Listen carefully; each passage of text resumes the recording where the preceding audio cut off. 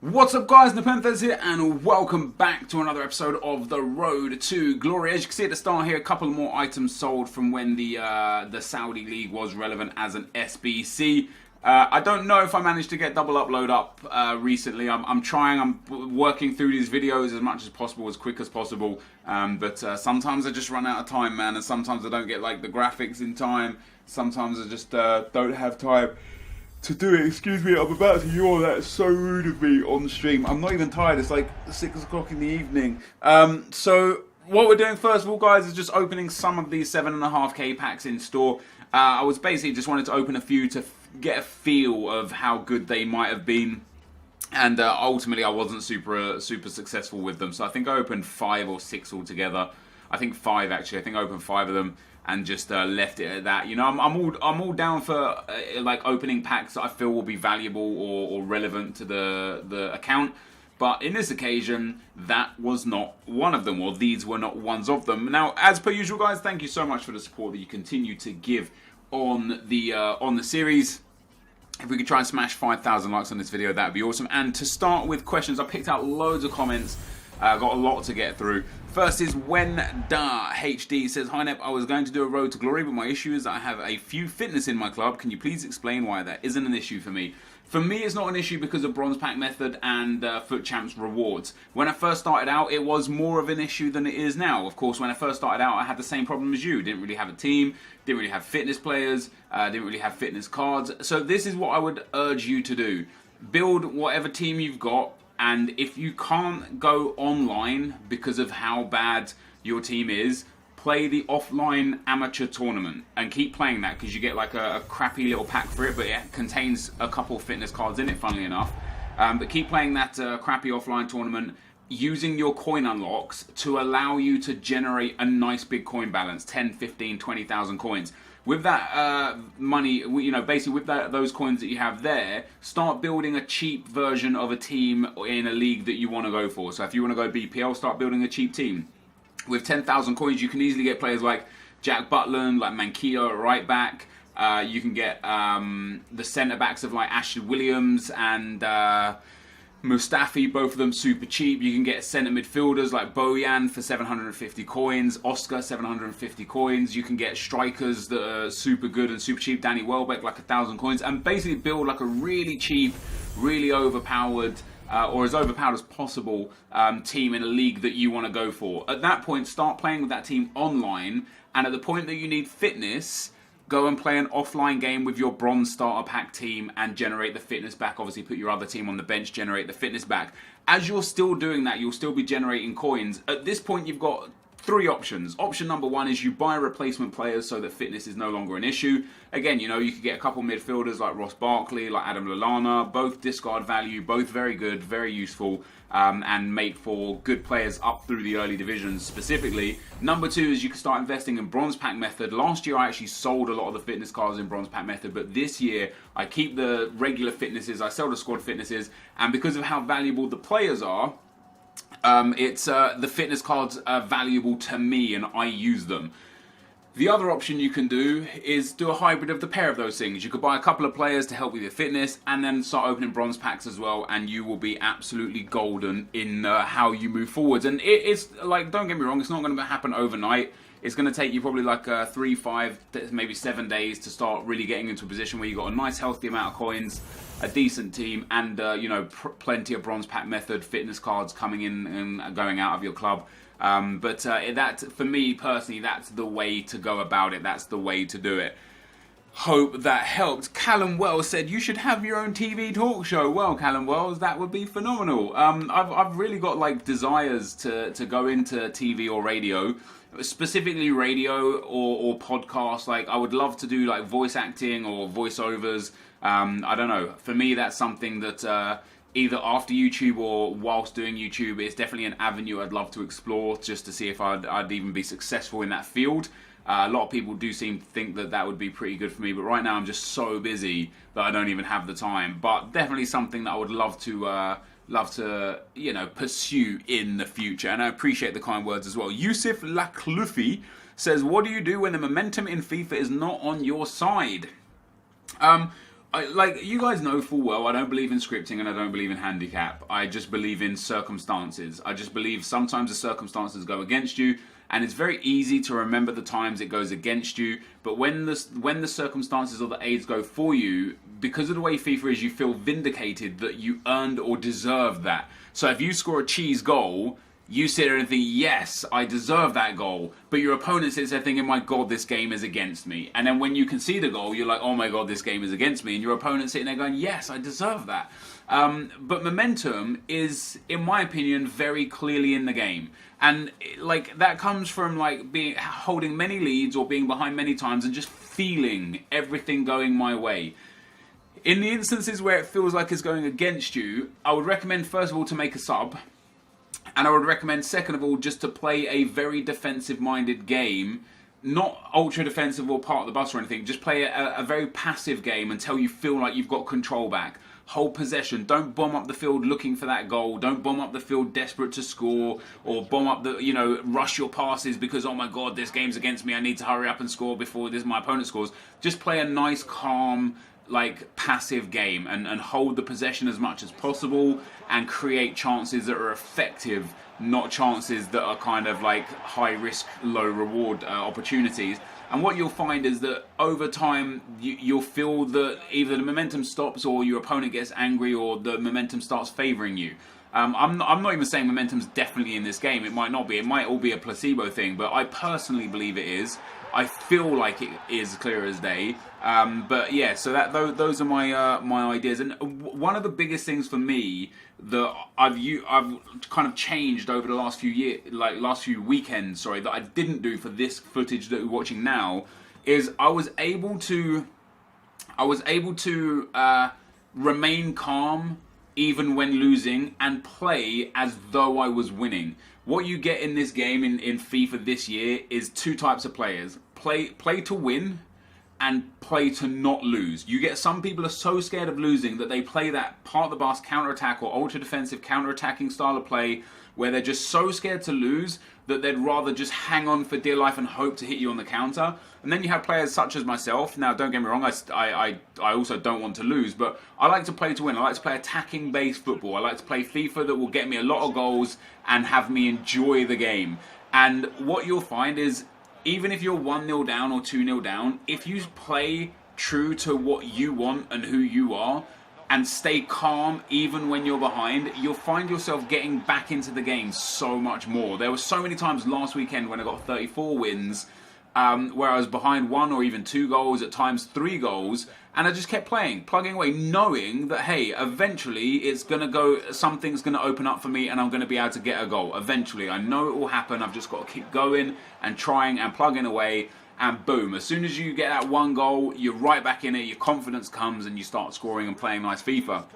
The worst thing to do, which I did a lot this weekend of the weekend where I only got 28 wins, is the worst thing you could do is go 1-0 behind and then start getting angry and start playing different, start rushing your passes and rushing your shots, because those are the times where you all of a sudden start feeling handicap or scripting or momentum, when in actuality it's just you've just changed the way you play the game because you're behind and you're under pressure to get back into the game. You're going to lose some games, and you've got to learn that even if you're 1, 2, 3 goals down, just play your way until the 90th minute, because that way you'll take that kind of mental fortitude into the next game, rather than going into the next game feeling like you've just been screwed over by EA and you're desperate to get a win. And what I did a lot this weekend league again, through a lot of my losses, was after I lost a game, I would go into the next game and just be rushing. I'd be trying I need to get a goal, quick. The guy that I'm playing against doesn't know that I just lost the game. For all he knows, I could be on a 10-game win streak, or I could be my first game, or it could be my 40-0 game. He doesn't know what's going on, so I'm giving him an advantage by going into a game and playing badly. And so one thing that I did in this weekend just gone was I screwed up with that a lot. Apart from these last 10 games that you're watching here, in these last 10 games, I finally managed to pull myself together. I got a team I was comfortable with, and I thought, you know what, let me just go in and see if I can get close to gold 1, because I had a horrendous weekend. I was 16-11 with 13 games left, I needed 13 wins to get to Elite 3. And I ended up getting 12 out of those 13 games as wins. The one game that I did lose that you'll see a little bit later on in the video was a game against a guy who was just better than me. He was just so much better than me. He deserved the win. And I didn't let it bother me because what I sat there and thought is, hey, I'm not as good as this guy, and that's okay, because now I'm going to go in and still win the rest of my games. And I did go back and I still won the rest of my games. So getting 12 out of 13 wins, if I actually had that kind of win-loss ratio throughout the whole weekend, I would have ended up with 37 wins, which would have been amazing. Obviously, because I let the first sort of 2/3 of the weekend league get the better of me, I end up getting smashed in so many games that I deserved to win, just because I let my emotions and my style of play dictate how my opponent was able to play against me, and that's not the best thing to do. So hopefully that helps you going forwards, dude. Rory Glynn says, hey Nep, if a player has a 5-star weak foot, does that mean both feet are as good as each other? Yes, it does. The way weak foot works is each star is representative to 20% of total stats. So if somebody has 100 shooting, which obviously it can't happen, but if, let's say, Cristiano Ronaldo has 100 shooting, 100 finishing, and has a 4-star weak foot, it just means that his left foot actually has 80 in finishing, not 100, because it has like 80% to the value. So if somebody has 80 shooting, they will get basically, and they have like a 2-star weak foot, they will only get that weak foot will only have shooting to the value of 16, so 40%, so 32. Their weak foot will have shooting to the value of 32. That's not to suggest that people can't score in their weak foot. One thing I see quite a lot with streamers and YouTubers and stuff is when they're playing FIFA and they're like, oh my god, how is, like, you know, this player just scored on his weak foot. Like, their shooting isn't 0. Their weak foot isn't 0. It's like, it still has some value. What you got to remember is, imagine let's say a striker with a 2-star weak foot that has 80 shooting, so they get 32 shooting on their weak foot. Now imagine a bronze striker with 32 shooting. You're still going to score goals with that bronze striker on his strong foot at 32 shooting, as long as you position yourself in a high reward, low risk shooting chance. And if you do that with weak foot of players, you're still going to score goals. Like I said, I try to explain to people a lot, it's not 0 shooting. Like, Manolas has 22 shooting, and people are like, oh my god, I see people on Reddit like, oh my god, Manolas has just scored a 30-yard screamer against me, how is this possible? It's possible because he has a shooting stat. It's not nothing, it's not 0. Trust me when I say if that guy tried that shot with Manolas another 100 times, he'd probably only score it 1 out of those 100 times. You was just unfortunate in the circumstances that were offered to you where he actually scored on that occasion, right? I tried to explain before how it's all RNG based. It's like a roll of dice. Like, when you take the shot, a lot of things are taken into consideration. The goalkeeper, his stats, the defenders, their stats, the attacker, his stats, and if everything rolls right for you on that occasion, it will fly into the back of the net. And that's, you know, that's the long and the short of it ultimately. Brandon Duran says, is Pogba worth it? 500k is a lot for a midfielder. Absolutely not. I've already sold Pogba on my road to glory after I finished FUT Champs because he is, like, for his price tag, he's garbage. I was getting the same kind of, like, return out of Rooney, out of Barkley, out of Firmino when I had him in the team. I was getting that same return out of those dudes, and they're worth nothing compared to Pogba. In my opinion, Pogba is not worth the money. Some people say he's far more effective at cam than he is at centre mid, and I of course played him at centre mid. So for those of you that might be testing him out at cam, he might be a superstar for you. But for me personally, he wasn't worth the money. And even though I took a small loss on him, I think I lost 4. I bought him for 584. I sold him for 580. So I lost 4k on his main value, and then like 30 something thousand on his tax. But I'm happy that I experienced him. I'm happy that I used him, and I'm happy that I know now that he's just not worth the value. So hopefully that helps you, dude. White Whiskey Gaming 86 says, you're a great YouTuber and I watch all the Road to Glory vids. Who is the best BPL left back? Well, thank you, dude. I appreciate the kind words. There's quite a few decent left backs in the BPL. Luke Shaw is one of the better ones if you put a Shadow Chem style on him. I think Moreno could be a good one. Not one that I've used, but I see him used a lot because of his pace. I know ANI Skills absolutely loves Gael Clichy. So if you ever try Gael, if you haven't tried Gael Clichy, it might be worth trying him. Other than that, like, I really like using Carl Walker at left back. If I didn't have the inform Carl Walker, which obviously I do on this account, if I didn't have him, I would use the regular Carl Walker at left back and Hector Bellerin at right back. I just think he's better than anyone else that's out there. I know he only has a 2-star weak foot. That doesn't seem to be a problem for me personally. I never sit there thinking, oh my god, like Walker's screwed this up. If only he had a 4-star weak foot, he wouldn't have done. There's not been an occasion in nearly 200 games with him where I felt that. So yeah, that's the situation for me with the BPL left backs. Jesse Battistella says, have you ever considered investing on this account? You have 230k just sitting there. Why don't you buy one to watch Mane and one to watch Giuliano? His team in the group stage is 90k and his net inform will be even more than that. Just saying, it's a very effective way to generate coins. I invest a lot on this account, bro. I invest in bronze pack method. That's my investment technique. I invest in players that are worth nothing now that will be worth something in the future. And I have like a higher return on investment than anyone that you may buy. Like, for example, Mane or Giuliano. And the reason being is because when I invest in a bronze pack, it costs me 400 coins and I get a minimum of 3 players that will eventually sell for a minimum of 2,000 to 3,000 coins. So I get 1,000% minimum per player and around probably around like 8,000 to 10,000% per pack as my investment, whereas you may only get like 100% profit return on investment. I do see what you're saying though, like, but however for Giuliano, unfortunately the Russian league is finished now, I believe. So there will be no more informs for Giuliano until the Russian league starts up again in some months. So for me personally, he's not a good investment, and because his team of the season isn't affected by the one to watch, it's very unlikely that Giuliano's price will rise much. Once people realise and believe me that team of the season isn't affected by one to watch cards, like the one to watch cards don't go up to the team of the seasons. Once he gets his team of the season, his one to watch card will be effectively useless. It will be absolutely worthless to everyone. In terms of investing in just like random players and stuff, I don't do it because I value my coins. I would rather have coins to invest in bronze pack method or to play with players or just sitting there than buying a player that would potentially be upgraded. You know, what if I buy a one to watch Mane and he just never, what if he gets injured for the rest of the season? Then all of a sudden I've got a player sitting there that I've lost money on, and or I'd have to wait months and months and months to get money back for. You know, that's, for me, that's not a good investment, which is why I don't do it personally. Next question is from Jake Klein. Says, Nep, do you think EA will bring back the Gold Cup? Because that cup was good for testing new teams. I hope so, dude. I really, really hope that they bring back a tournament where people could just play casually for a casual prize. You know, the previous Gold Cup used to be for 2,000 coins. I wouldn't be opposed to having a Gold Cup there that was just available for a 5k untradeable pack, where people literally could just go in there, try new teams, new players, have fun, no stress of divisions, and get themselves a pack that is untradeable, so it doesn't really have an effect on the market. You know, that's personally what I would like to see from EA. Whether or not we get something like that, I don't know. TA31A says, why does Nep say high school and college if he lives in England? And somebody said to him, because they're called high schools and college, and he then said they call it secondary school and sixth form.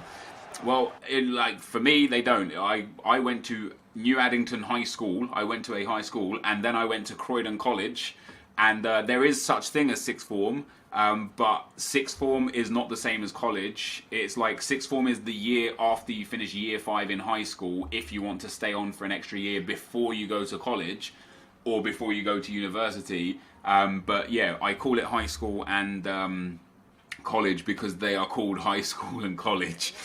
David Vuk says, yo, NepentheZ, do you know why there are no legends on PlayStation? Ultimately, it comes down to the point that Sony didn't want to buy the rights for the legends. I don't know the ins and outs of how it works, but to the best of my knowledge, EA, for legends, EA offer them as an extra to Sony and to Microsoft.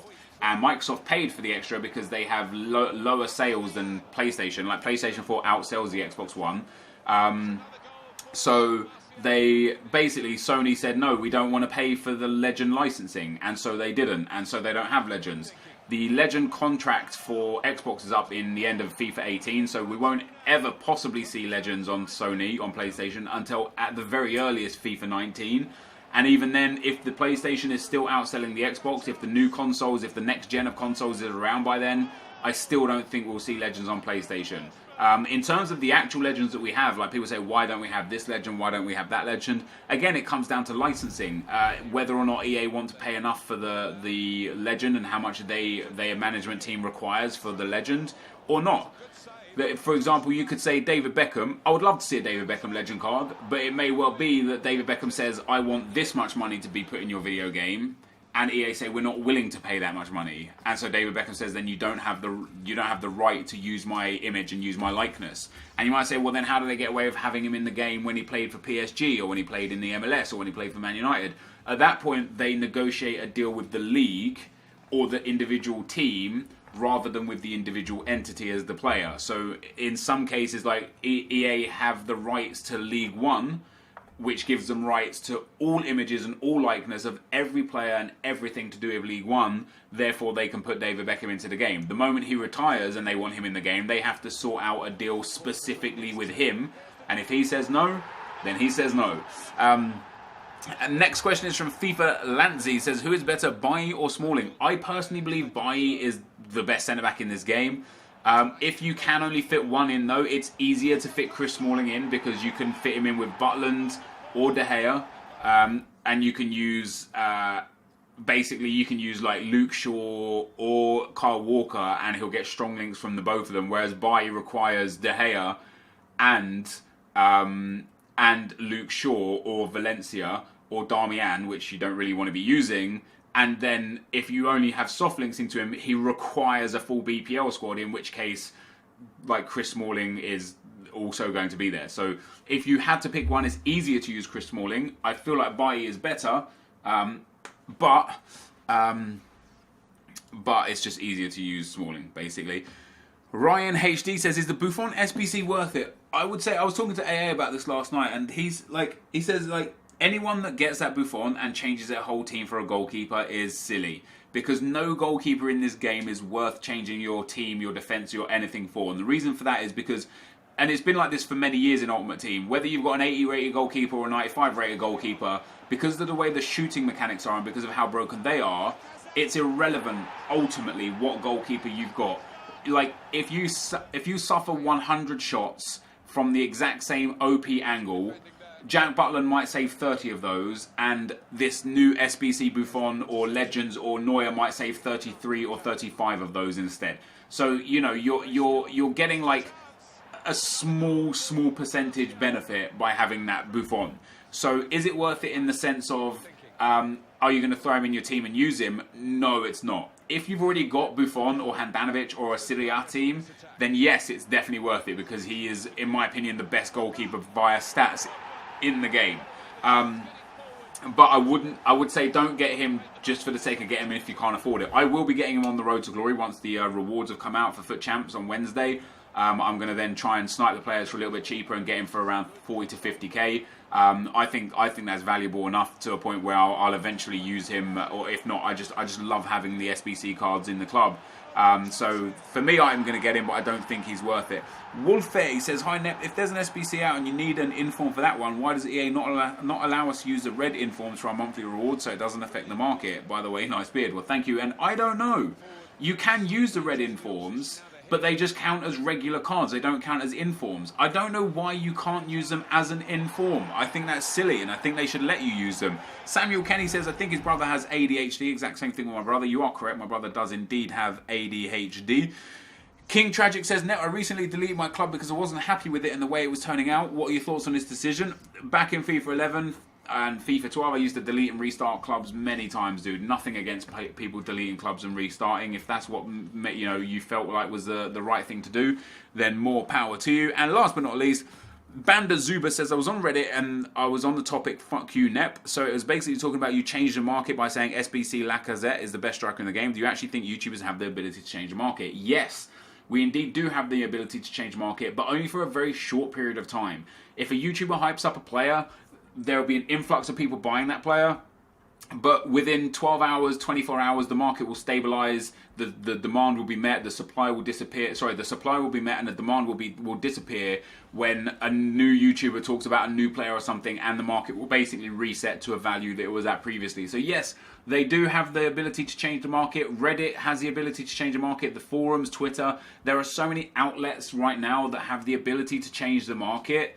That it's not just YouTubers, and I read the thread, and I know, like, I understand what the guy's talking about, but what he has to understand himself is that those Toulouse defenders and stuff, they were already extinct. I didn't make them extinct. I had to snipe them. I had to sit there for hours trying to find those players, sniping them, because they were extinct. It wasn't me that changed the market. It was just the market, the way the packs are presented and the way the players are packed that changed the market.